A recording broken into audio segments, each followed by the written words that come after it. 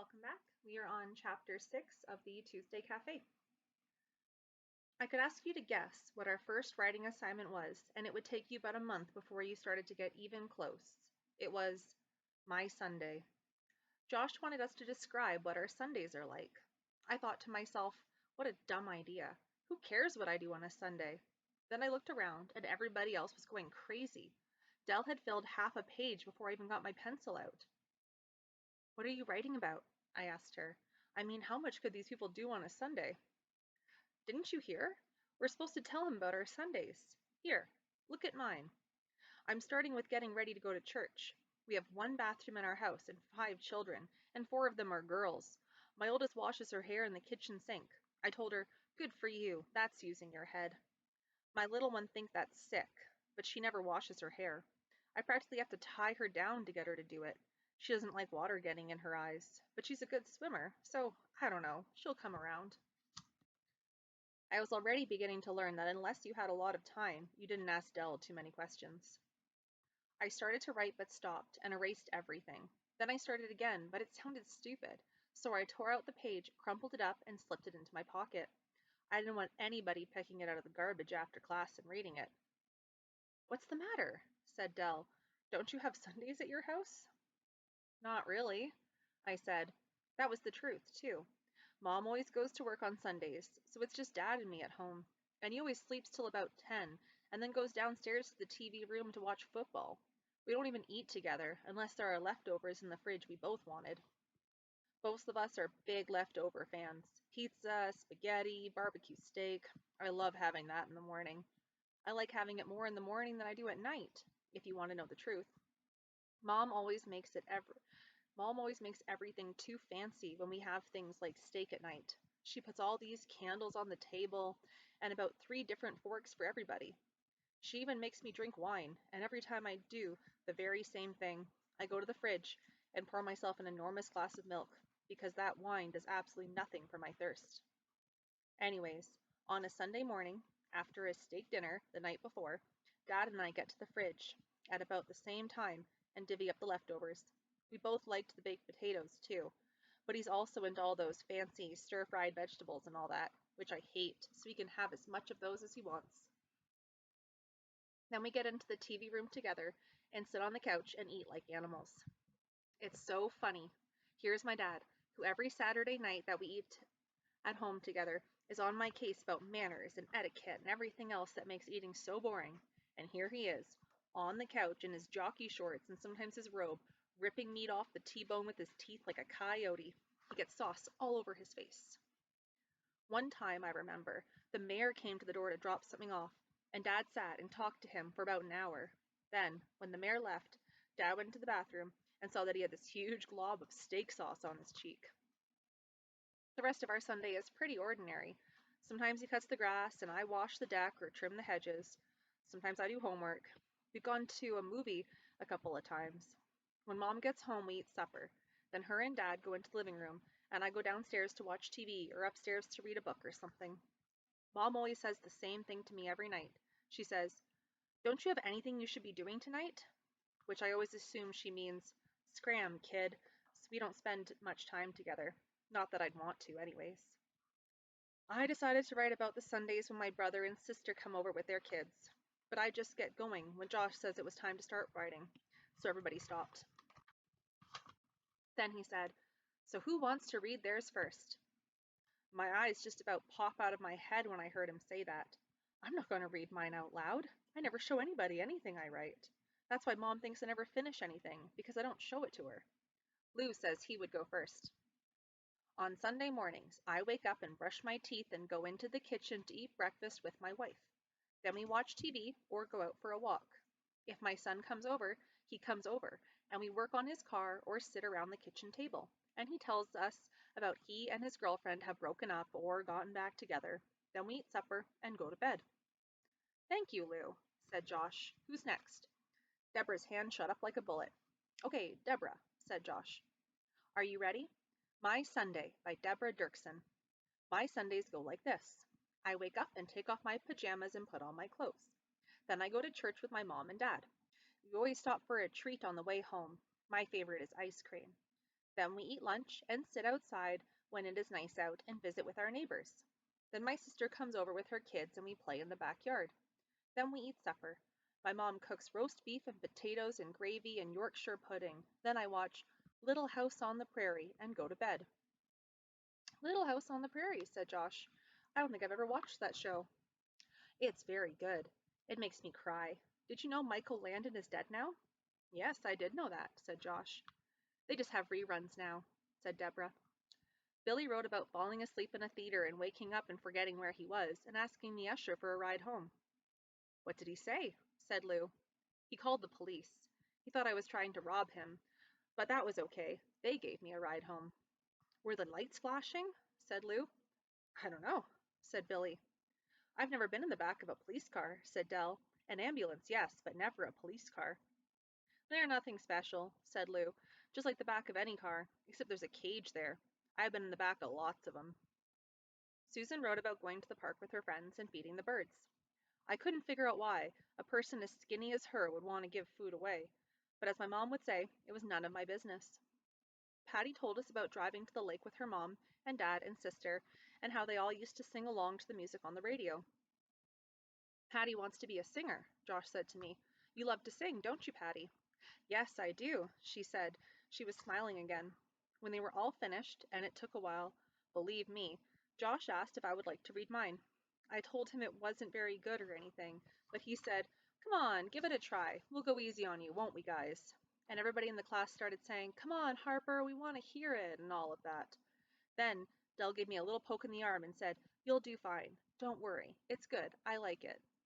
How do you know? I said, covering what I had written with my arm. I read it while you were listening to everybody else's.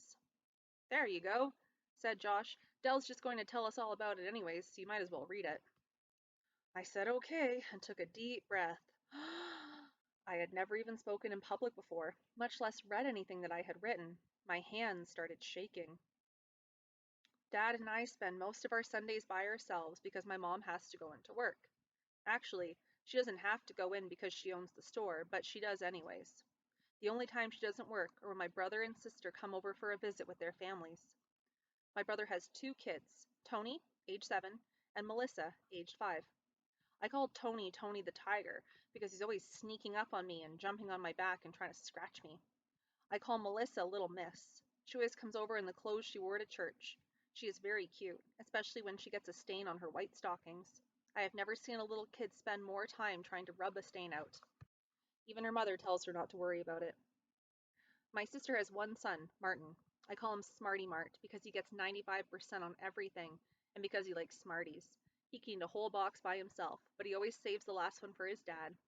My sister thinks that's because he likes to share, but I think it's because he wants to make sure he gets another box. He is 8 years old. One time, when everyone was over for a visit, we all went to the park and played a game of soccer. Mom didn't want to play, so we put her in goal and told her all she had to do was stop the ball from getting past her. Well, do you think anyone scored a goal that day? She was unbelievable. At one point, after she'd gotten into the game, she ran right out of the net and tackled my dad before he had a chance to shoot. Little Miss thought my mom had lost her mind. So, so did I, if you want to know the truth, but I think that all the time. We don't play soccer all the time with my brother and sister and their families, but that was a visit that came to my mind. We always eat great food. That was as far as I got. I wanted to tell them about the way my dad eats his steak on Sunday mornings, but like I said, I ran out of time. That was terrific, said Josh. I really liked that. You told us about your family. You were descriptive. You stayed with the topic. Way to go, Harper. I liked it too, said Dell. There was a lot of energy in it. Is that a right thing to say? I thought there was a lot of energy in it. You can say that, said Josh. I liked the Smarties, said Deborah. I like Smarties, said Susan. I eat them all the time before I go to bed. I have a little bowl.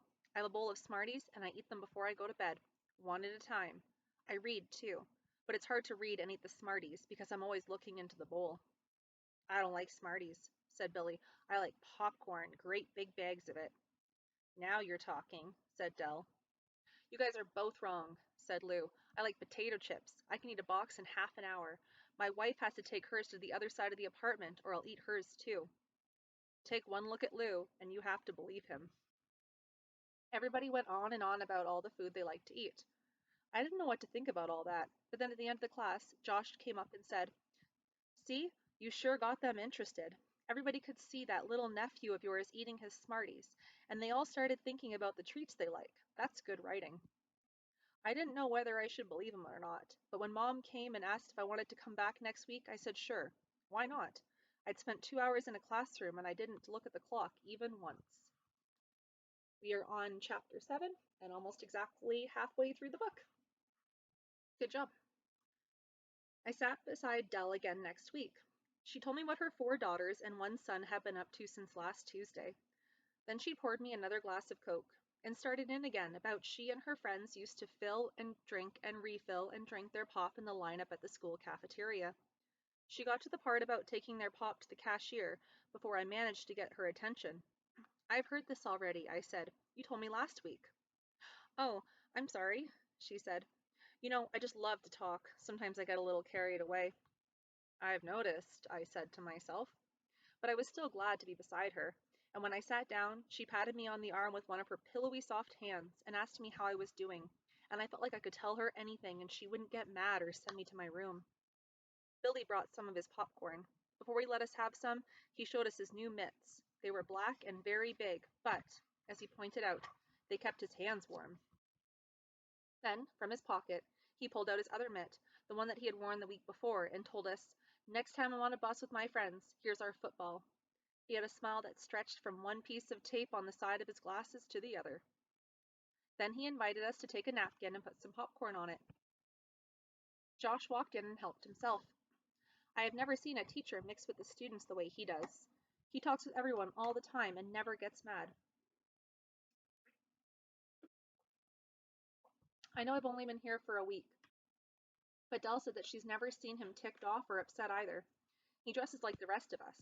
Tonight, he was wearing the same jeans and runners he wore last week with a new sweater. He smiled when he saw me and asked how I was doing. When everyone else was sitting at their desks, Josh went to the front of the class and told us we'd be writing some stories tonight. Soap operas, to be precise. "Now, who knows something about soap operas?" he said. "I do," said Susan. She was as bright-eyed and pale as the week before. "I know that's a funny combination, but that is how she looks. I watch them all day, before I go to work." She was eating her popcorn like a bird, one piece at a time, her skinny fingers darting from her napkin to her mouth like a sparrow pecking at a seed from a feeder. "What can you tell us about them?" "They're very pretty. Everybody is very pretty." She nodded when she talked. Her whole body was practically bobbing up and down with her head. "Even the men? The men are pretty too," she said. Josh wrote the word "pretty" on the board at the front of the room. "Who else knows something about soap operas?" "I like cricket," said Deborah. She did not have any rice cakes with her tonight. When she saw me, she said, "You started any fires since the last time I saw you?" She didn't seem to be joking or anything. Then she asked me if she then asked as if she really wanted to know. Then again, she seems to ask a lot about things that she really wants to know. "No, I managed to get through the whole week," I said. "Good for you," she said. "You like my jacket? It's new. My mom bought it for me." She was wearing the same wild jacket as the week before. I told her, "Yes, I do like it." "Does your mom buy you jackets sometimes?" "Sometimes," I said. Like every day, I could have added, but I didn't. I never wear the things she brings home. "What's a cricket?" said Billy. "Is that a person?" said Josh. "She's my favorite. She's on The Young and the Restless. She has long blonde hair and is very beautiful. Except Paul didn't want to marry her after Danny moved to New York. He stood her up in the hospital. It was very sad. My mom said I shouldn't watch it anymore, but I do anyways. I get very upset sometimes." "Okay, Deborah has hit on something else that's very important," said Josh. He wrote "plot twists" on the board. "What does plot have to do with a story?" he said. "It's what the story is about," said Deborah. "We took that last time." "And what is The Young and the Restless about?" he said. "It's about anything," said Lou, who was looking as ragged as ever. I had never seen such long gray hair on a man before. Not that it was down to his shoulders or anything, but most people, at least the ones I knew, when their hair turns gray, either cut it short or it starts falling out. But Lou, His hair was as long as ever, and that old green ball cap was still stuck on his head, as if it never came off. Maybe that's why he never gets his hair cut. He can't get the cap off his head. People getting married, divorced, he went on, people making money, everybody knows everybody, nobody likes each other. He really seemed to know quite a bit about these soap operas. That's right, said Josh, and he wrote anything on the board. Then beneath that he wrote married, divorced, and money. Anything else, Lou? He said. No, I don't like watching them much myself. The wife does all the time. Only parts I like are when they're hanging around the swimming pool. I was taking notes, but I stopped and put my pen down. It's not like we were going to be tested on this stuff, so I don't even know why I was taking notes in the first place. Habit, I guess. I always take about 1,000,000 pages of notes at school. Of course, I never look at them again, but I sure have them. Mom watches the soaps all the time. When Dad's out, she watches The Young and the Restless after supper. I tape it for her on the VCR every afternoon. I show her how to do it practically every day, but she always throws her hands in the air and says, I don't know how to work those things. I just mess it up. You do it for me. You can just tell she doesn't want to do it. In the first place, I was with her when she bought the thing, so I was right there and she started telling the salesman what he should know about the products he sells. And I saw how she talked the guy down about $150 on the price. In the second place, she has a sewing machine the size of a small airplane in her sewing room in the basement, and when she gets the thing all lit up and spinning and churning, it looks like it's going to eat the entire house. That, or wrap the place in thread. Sometimes she pulls out the ironing board and irons while she watches. Other times she just sits on the couch with a cup of tea and takes it all in. I've never figured out how a woman like my mom could spend 2 minutes watching a cheesy soap opera, but she does practically every night. I sit with her sometimes, if I'm bored, which is always, but usually I stay upstairs and read. When I do sit with her, I drive her nuts asking who that guy is and who he's married to now and who that woman is. I know all about Cricket being stood up by Paul at the hospital. He's a jerk. Mr. Big Private Detective. So is Danny, her ex-husband, if you want to know the truth. He was the singer, and every once in a while they would show one of his concerts. They were awful. They weren't even rock and roll. My favorite guy is Victor Newman. He's this rich guy who's been married to just about everybody in the show. And every time somebody tries to muscle in on him, like Jack, who couldn't comb his lovely hair without his dad helping him out, Victor comes out on top. The only thing I don't like about him is he always talks in this whisper, and his head is always tilted down, so not to look someone in the eye. He has to raise his eyebrows and crinkle his forehead. It's kind of hard to describe, actually, and it looks so stupid. I don't know why he always does that. Mom likes Jill Abbott because she is her own person. Yeah, right, is what I say. If my sister ever carried on like Jill Abbott, Mom would have her locked in her room upstairs until she was 95. She has such spunk, Mom says. Look at her. She doesn't take any guff from any man. She stands right up to them. Good for her. She stands up to them when she's not lying down with them, is what I say, but not to Mom. She'd kill me if I said something like that to her. So let's get going on it then, said Josh. I want you to write your own soap opera. You can invent your very own, or pick up one from the TV shows on TV. Oh, goody, said Deborah. I'm going to get Paul and Cricket back together again. Can we use people from the movies? Said Billy. His popcorn was all gone now. It was the saltiest popcorn I'd ever had in my life. Mom would have had him arrested for attempted murder if she tasted it. He tried to clog my son's arteries with salt, I could hear her say to the detective. The proof is right there in the bowl. Look at it, look at it. Everyone else thought it was great. Sure you can, said Josh. I got started on mine right away. I like this kind of stuff, writing stories and that. At school, all we ever write are essays and lab reports, even in English class. We read all these great books, then the teacher tells us to write an essay about them. Why not write a story? I mean, it's great to know what things like plot mean, but isn't the whole point of school to teach you how to actually do something? I mean, what's the point of knowing what a plot is if you're never going to write a story? That's one of the many problems I have with school, but no one I talk to ever listens. Even Miss Davis, the counselor, says I should just do the work and stop questioning everything. The thing is, I don't actually question anything. I just get ticked off when we have to do it. Then I get bored, so I don't do it, and I fail. Dad thinks I'm stupid. He wants me to send me to every tutor in the country. He's always coming home and saying things like, I was talking with Lloyd Connors today, and his daughter Connie is studying mathematics at the university. I wonder if she'd be willing to give Harper a hand. Can you believe it? Connie Connors. What a lousy name. It's like John Johnson or Tom Thompson. I would hate to have a name like that. Even with the name I have, I would hate to have a name like that. But anyways, my parents never actually asked me if I want a tutor, and they certainly have never taken the time to talk to me about my attitude towards school. They just set me up with some person who walks into my life and tries to help me understand math better, or science, or whatever, assuming that I need the help.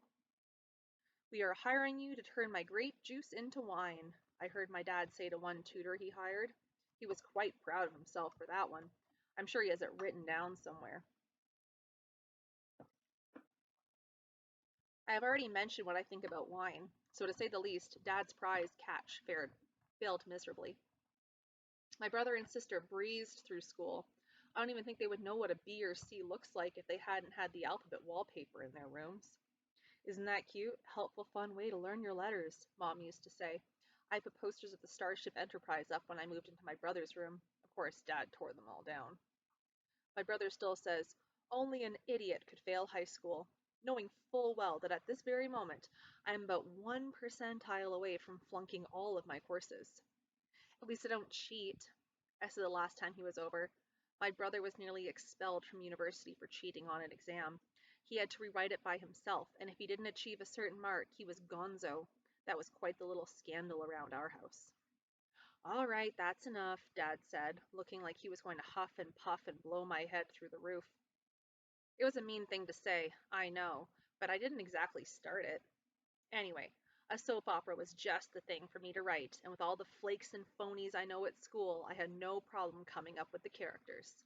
I mean, I don't exactly walk home from school every day wishing I could be more popular, or that I could pal around with the guys from the rugby team who make cavemen seem like law professors when they're out in public, or that I had a girlfriend.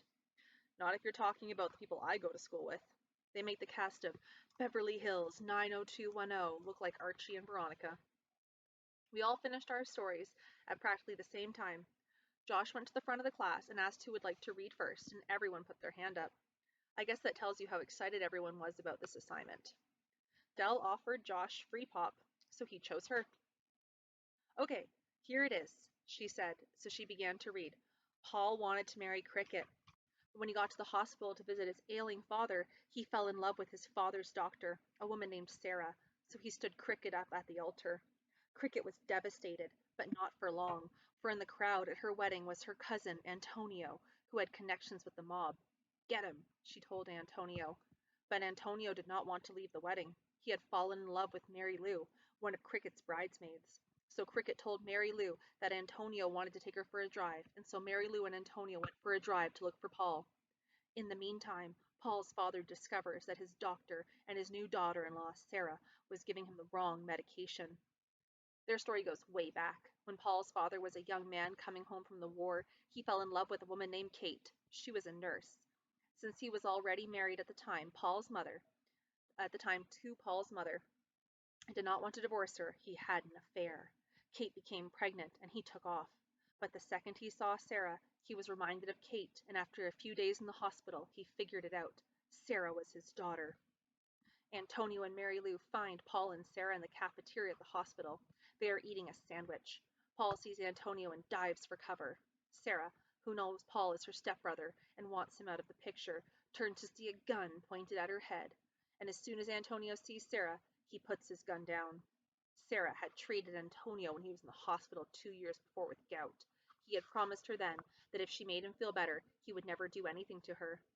While those two were talking, Paul slips out the back and gets into his car and drives to a new town. What he doesn't know is that Cricket is in the back seat. To be continued. "Wow," Josh said when Dell finished. "You confused me, so it must be pretty good," said Lou. "How did Cricket get in the back seat of Paul's car with her wedding dress on?" asked Deborah. Here come the questions. You could almost see her eyes lighting up. "She must have had extra clothes," said Susan, who was just as excited. She was waving her hand in the air to get Josh's attention. "Is that right? She had extra clothes? I've been to a wedding where the bride had extra clothes. She got changed at the hotel, and then they went on their honeymoon. They went to Hawaii. I've never been there. I've been to Disneyland, but never to Hawaii. Maybe next year. One thing I was starting to notice about Susan was she talks like she eats, in little pecks. I've been to Hawaii, said Deborah. It's too hot. I got sunburned and had to stay in the hotel. She didn't have extra clothes. She got in Paul's car with her wedding dress on. What's so hard to believe about that? Said Dell. How'd she get to the hospital? Asked Deborah. She took a cab. How did she pay for the cab? She took her purse.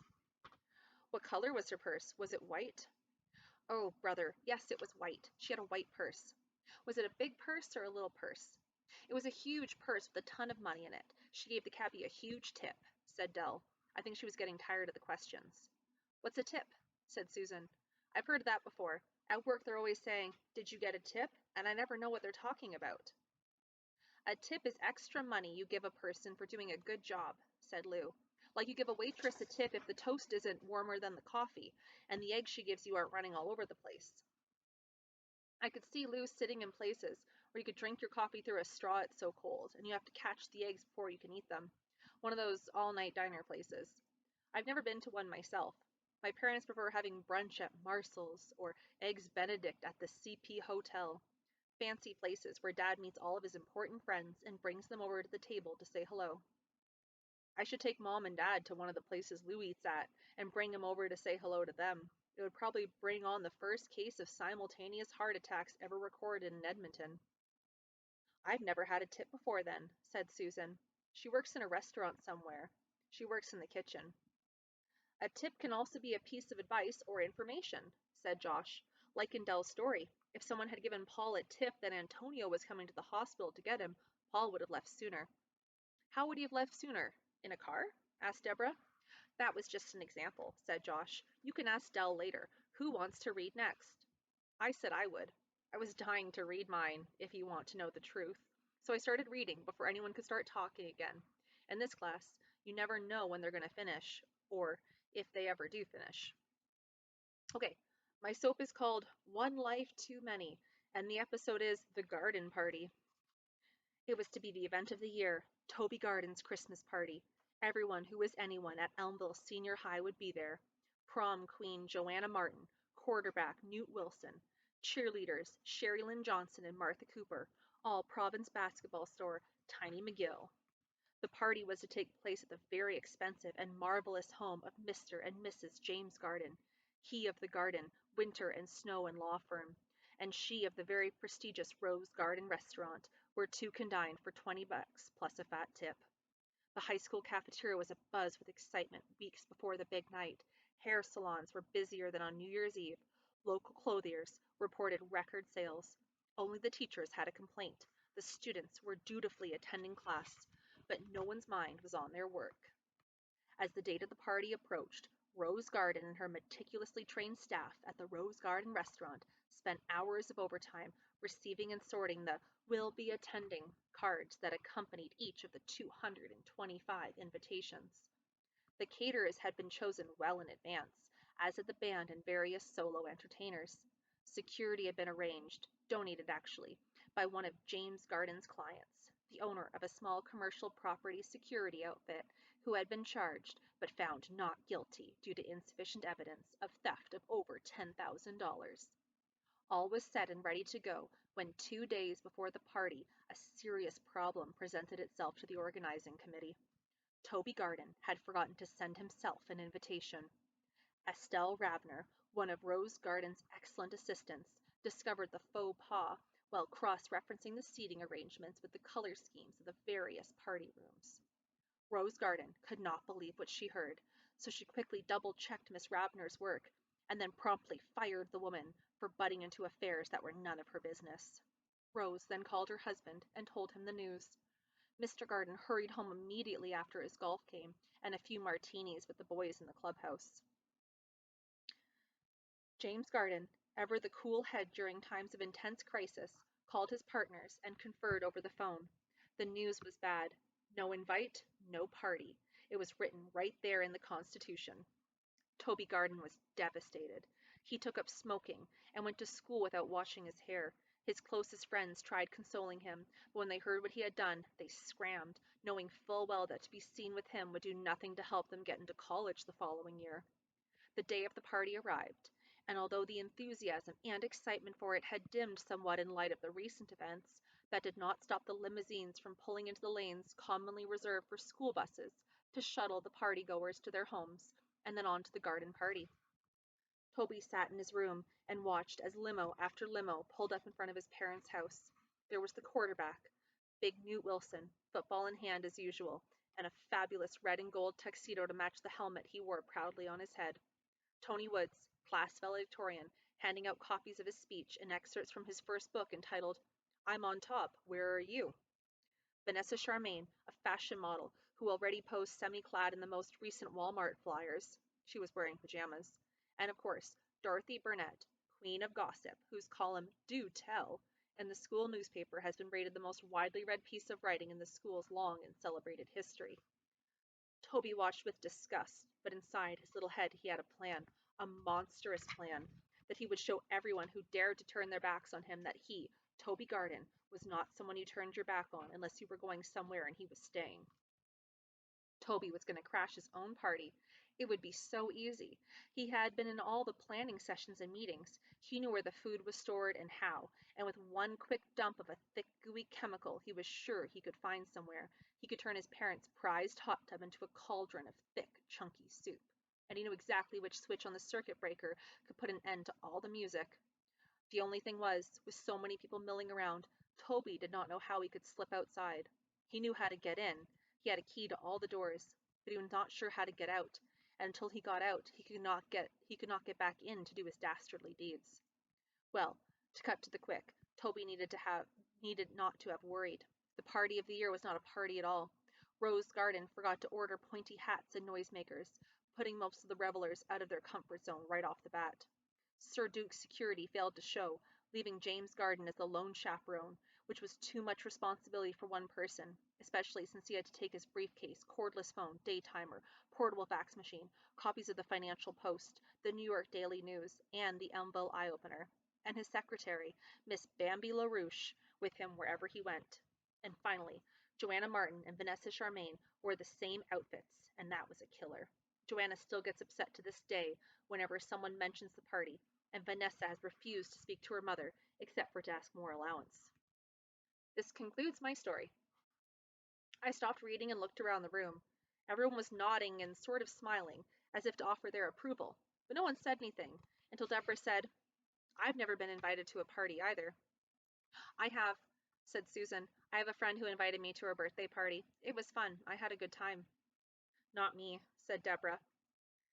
This isn't a story about not getting invited to a party, I said. Maybe not, but that's what it sounds like, said Dell. And then we'll be on chapter 8.